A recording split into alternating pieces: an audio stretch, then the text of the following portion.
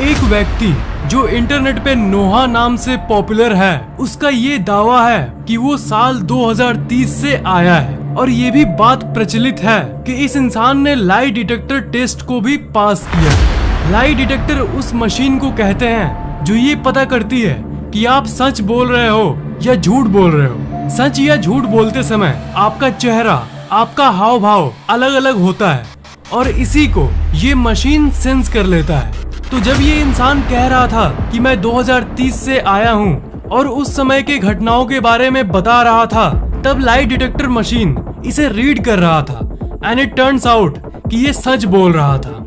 नोहा के चेहरे को कुछ प्राइवेसी रीजंस के चलते छुपाया गया है। इंटरनेट पे आपको इसकी फोटो हमेशा ब्लर्ड ही मिलेगी। नोहा ने ये कहा था कि वो पहले भी टाइम ट्रेवल कर चुका है, पर इस बार किसी कारण के वजह से फंस गया है और वो वापस 2030 में नहीं जा पा रहा है। नोहा ने भविष्य के बारे में ये कहा कि भविष्य में टेक्नोलॉजी में बहुत तरक्की होगी। सेल्फ ड्राइविंग कार्स यानी बिना ड्राइवर से चलने वाली गाड़ी एक्चुअल में आपको सड़क पर देखने मिलेगी। 2030 तक कंप्यूटरी दिमाग यानी आर्टिफिशियल इंटेलिजेंस अपने हाईएस्ट लेवल पर होगा। नोहा के इस खबर को बहुत सारे न्यूज चैनल्स ने कवर किया। न्यूज चैनल्स में पोस्ट होना, लाई डिटेक्टर्स पास होना, ये सब ये दर्शाता है कि कुछ तो अजीब है इस केस में और ये बाकी केसेस से अलग है। हालांकि कोई ये कंफर्म नहीं कर पाया है कि वो सच में लाई डिटेक्टर पास किया था कि नहीं, पर बिना आग के धुआं नहीं उठता। द मिस्टीरियस रूम विचारकों की एक पॉपुलर टाइम ट्रैवल थ्योरी ये कहती है कि जब आप उन चीजों को देखते हो जिसे भूत या आत्मा कहते हैं, तब आप एक्चुअल में पुराने समय को थोड़ी देर के लिए एक्सपीरियंस करते हो। मतलब वो पुराने समय के इंसान ही होते हैं जो आपको दिखते हैं। एग्जाम्पल दूं तो आप जिस घर में रहते हो उसी जगह आज से 100 साल पहले भी कोई ना कोई रहता होगा। तो इसका मतलब ये कि अगर आपने रूम में किसी घोस्ट को देखा तो इसका मतलब आपने 100 साल पहले की एंटिटी को टाइम स्लिप के जरिए आप उसे देख पा रहे हो। मतलब मान लो आपने अपने कमरे के कोने में किसी एंटिटी को देखा, तो असल में आप उस इंसान को किसी टाइम ग्लिच या स्लिप के चलते देख रहे हो जो सालों पहले उसी पोजीशन पर कभी रहा होगा। ऐसी ही एक डरावनी घटना मैसाचुसेट यूएस में हुई थी एंड्रिया हियरिंग नाम की एक औरत के साथ। जिस बेडरूम में एंड्रिया हियरिंग रहती थी, वही बेडरूम बहुत साल पहले एक फेमस राइटर का हुआ करता था जिसका नाम था एडिथ वॉर्टन, जिसकी मौत 1937 में ही हो गई थी। तो आप सोच ही सकते हो कि जिस घर में वो रहती थी वो कितना पुराना है। अजीब घटना ये थी, एक रात एंड्रिया सो रही थी और वो बाकी रात जैसे ही एक नॉर्मल रात थी।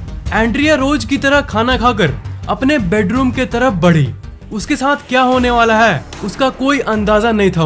उसे कोई आइडिया नहीं था कि वो क्या देखने वाली है। देर रात उसकी अचानक नींद खुल गई और उसने जो देखा वो किसी हिम्मती से हिम्मती इंसान को डराने के लिए काफी था।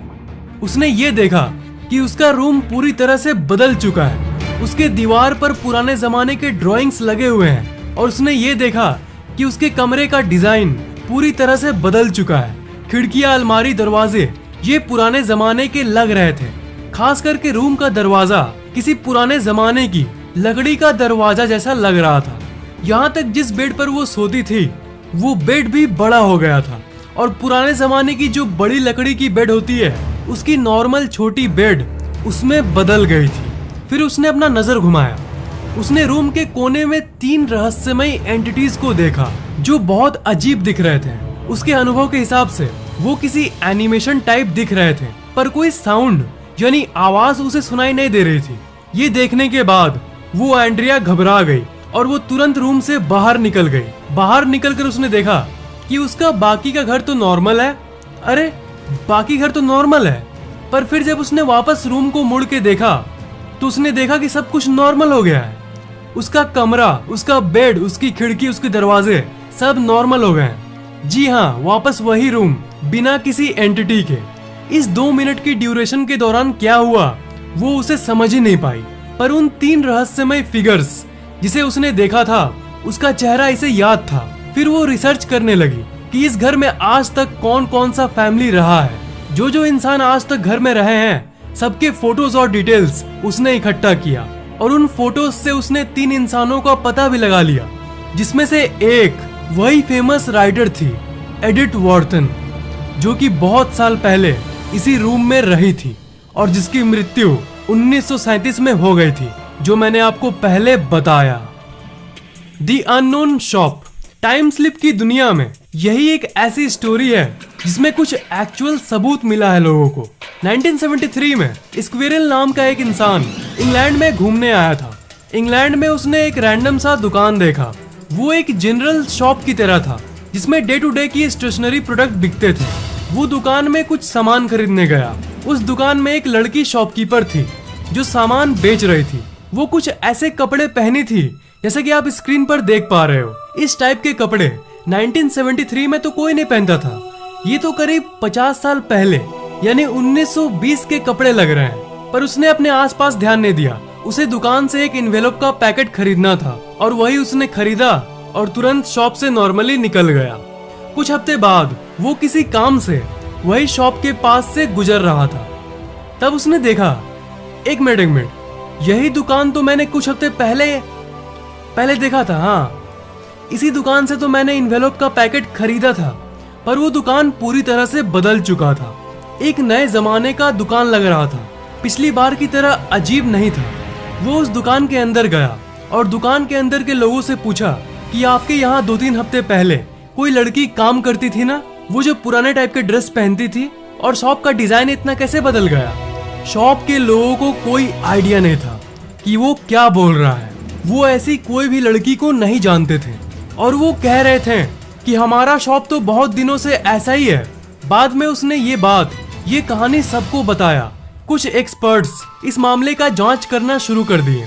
एक्सपर्ट्स ने उससे एनवेलप मांगा। एक्सपर्ट्स को ये पता चला कि जो एनवेलप उसने खरीदा था वो करीब 20 साल से मैन्युफैक्चर हुआ ही नहीं था, यानी बना ही नहीं था। उस टाइप की एनवेलप की मैन्युफैक्चरिंग करीब 20 साल से हुई ही नहीं है। तो फिर मिस्टर स्क्विरल को एग्जैक्टली क्या हुआ था? Time slip, parallel universe glitch, dimension hopping, क्या था ये आज तक एक रहस्य है। Back in time within a blink of an eye. Doctor E.G. Moon एक बहुत बड़े फिजिशियन थे। उनको एक कॉल आता है उनके एक पेशेंट का जिनका नाम था लॉर्ड कार्सन कि तुम मेरे घर आ जाओ और मेरा चेकअप कर लो। कार्सन एक बहुत बड़े मैंसन में रहता था। डॉक्टर मून कार्सन के घर पर आए। कार्सन बेड पर लेटा हुआ था। डॉक्टर मून ने कहा कि मैं अपनी चेकअप डिवाइस कार में ही भूल गया हूँ, मैं जाकर ले आता हूँ। वो ऊपर वाले कमरे को छोड़कर नीचे हॉल में आया और उसके बाद उन्होंने जो घर के बाहर देखा वो दिल दहला देने वाला था। उन्होंने ये देखा कि उनकी कार गायब है और घर के बाउंड्री पे जो फेंस लगी थी वो भी गायब है और आगे की जो रोड थी वो पक्की रोड से कच्ची रोड हो गई है, जिसे मड रोड कहते हैं, जो गाँव में होती है, वैसी हो गई थी। और आगे दूर उन्होंने कुछ 19वीं सदी के कपड़े पहने हुए इंसान को देखा। फिर वो वापस अपने घर की तरफ देखे कि कहीं घर तो गायब नहीं हो गया। आगे की अजीब चीजों को देखने के बाद जब वो पीछे घर की तरफ मुड़े तब घर मौजूद था। पर घर को देखने के बाद जैसे ही वो तुरंत वापस आगे की तरफ मुड़े तो वुश, सब पहले की तरह नॉर्मल। कार वापस, पक्का रोड वापस, सब कुछ बिल्कुल नॉर्मल। और आगे कोई पुराने जमाने का आदमी भी नहीं था। नॉर्मल अभी के लोग रोड पर टहल रहे थे। पर कुछ सेकंड्स के लिए उनके साथ थोड़ी देर के लिए क्या हुआ था? थ्योरीज तो टाइम स्लिप की तरफ ही इशारा करती है, पर असल रीजन क्या हुआ ये कोई भी नहीं जान सका। The vanished cafe. 18 जून 1968 को चार्लोट वॉरबर्टन हर बार की तरह शॉपिंग करने के लिए पास की ही एक लोकल जगह में गई। वो एक सामान्य सा ट्रिप था जो वो पहले भी बहुत बार कर चुकी थी, पर इस बार चीजें कुछ ज्यादा ही अजीब होने वाली थी। शॉपिंग करने जब वो शहर में आई तब उसने सोचा कि चलो कुछ देर के लिए कॉफी हो जाए। फिर उसको एक अजीब सा कैफे मिला जो उसने आज से पहले कभी भी नहीं देखा था। वो कैफे पुराने जमाने की कैफे जैसी लग रही थी। उसे लगा कि कोई नया ट्रेंड होगा कूल दिखने के लिए, कॉफी शॉप को वैसा बनाया होगा। उसने ज्यादा ध्यान नहीं दिया, पर कुछ दिन बाद उसने फिर ये तय किया कि वो फिर से कॉफी शॉप में जाएगी। पर अगली बार जब वो आई तब वो देख रही है कि वहाँ कोई कॉफी शॉप मौजूद ही नहीं है। आसपास के लोगों से पूछने के बाद उसे ये पता चला कि यहाँ की कैफे बहुत साल पहले ही बंद हो चुकी है, पर लोगों को लगा कि वो ड्रामा कर रही है सिर्फ लोगों का अटेंशन पाने के लिए। फिर लोगों ने उसी समय उससे पूछा कि जरा बताओ तो कि वो सो कॉल्ड पुराना कैफे कैसा दिखता था जिसमें तुम दावा कर रही हो कि तुम गई थी। उसके बाद उसने बताया कि दीवार पर एक फोटो टंगा था, चेयर की अरेंजमेंट्स ऐसी थी, एंड गेस व्हाट, असली कैफे की जो पिक्चर्स थी वो उसकी बातों से मेल खा रही थी। मतलब उसका जो डिस्क्रिप्शन था कैफे के बारे में वो बिल्कुल सालों पहले वाली कैफे शॉप से मिल रही थी। अभी तक की सबसे मानी हुई थ्योरी तो ये कहती है कि ये अनजाने में ही टाइम स्लिप के चलते थोड़ी देर के लिए पास्ट में चली गई थी। द मैजिकल होटल 1979 में जियोफ सिम्पसन्स और उसकी वाइफ और उसके दो दोस्त फ्रांस घूम रहे थे। उन्होंने बहुत सारे जगहों को देखा और जब वो घूमते घूमते थक गए तब उन्होंने होटल बुक करने का सोचा। एक जगह उन्हें एक बहुत अलग दिखने वाली एक अजीब सा होटल दिखा। उस होटल ने इनका ध्यान खींच लिया और उन्होंने उसी में रहने का प्लान बनाया। जब वो होटल के अंदर गए तब उन्होंने देखा कि होटल के स्टाफ बहुत अजीब से पुराने जमाने के कपड़े पहने हुए हैं और होटल का डिजाइन भी कुछ वैसा ही है। उन्होंने रूम बुक करने के लिए स्टाफ से बात किया, पर स्टाफ ने कहा कि कोई रूम खाली नहीं है। पर स्टाफ ने यह भी कहा कि आप लोगों को कोई दूसरी होटल ट्राई करनी चाहिए, हो सकता है कि उसमें रूम खाली हो। उसके बाद वो लोग दूसरी होटल में चले गए, पर ये होटल भी पिछले जैसा ही कुछ पुराने जमाने का लग रहा था। उन्होंने स्टाफ से पूछा कि क्या यहाँ पर रूम खाली है। लकीली उनको इस दूसरे होटल में रूम मिल गया और पूरी रात उन्होंने उसी में गुजारी। उन लोगों को फोटोज खींचने का बहुत शौक था, इसलिए उन्होंने होटल के बहुत सारे खूबसूरत फोटोज भी खींचे।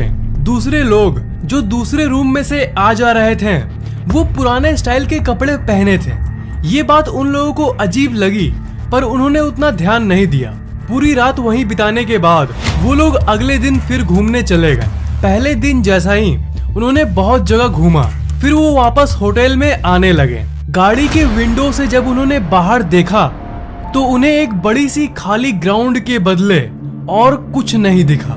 मतलब दोनों होटल गायब। अगल बगल के लोगों से पूछने पे ये पता चला कि ये जमीन तो बहुत सालों से खाली है और बहुत साल पहले यहाँ पर एक होटल हुआ करता था जो कब का डिस्ट्रॉयड हो चुका है। फिर उन्हें अचानक से उन फोटोज की याद आई जो उन्होंने तब खींचा था जब वो लोग होटल रूम में थे।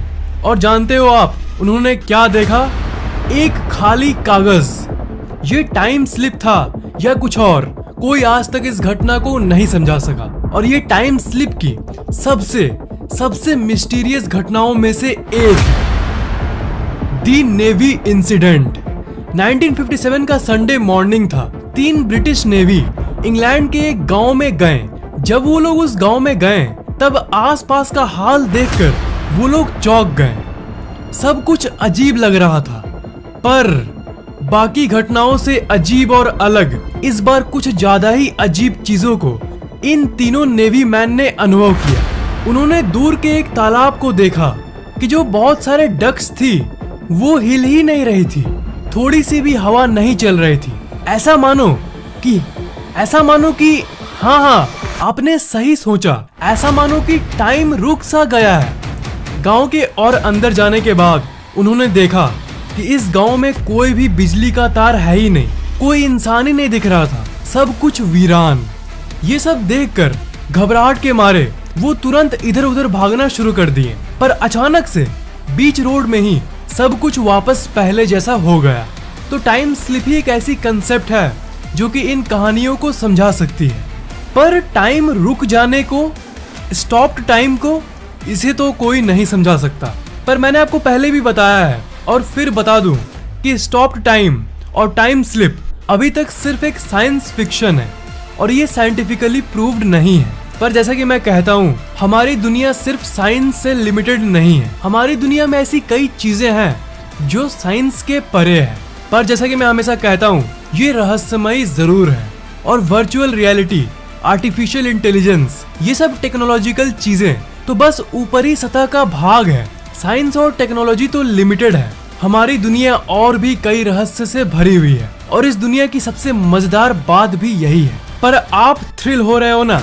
बस आपको जब तक मजा आ रहा है ना वीडियोस में, बस वही तो मैं चाहता हूँ। आपके अंदर एक खुशी, एक एक्साइटमेंट देखना चाहता हूँ। क्या ऐसी घटनाओं की कहानियों का अगला पार्ट आप चाहते हो? नीचे कमेंट करना मत भूलना, जरूर कमेंट करना। इस वीडियो को लाइक करना बिल्कुल भी मत भूलना और शेयर जरूर कर देना। और अभी तक सब्सक्राइब नहीं किए हो तो सब्सक्राइब जरूर कर लेना और बेल आइकन को तो भूलना ही मत, उसे जरूर दबा देना।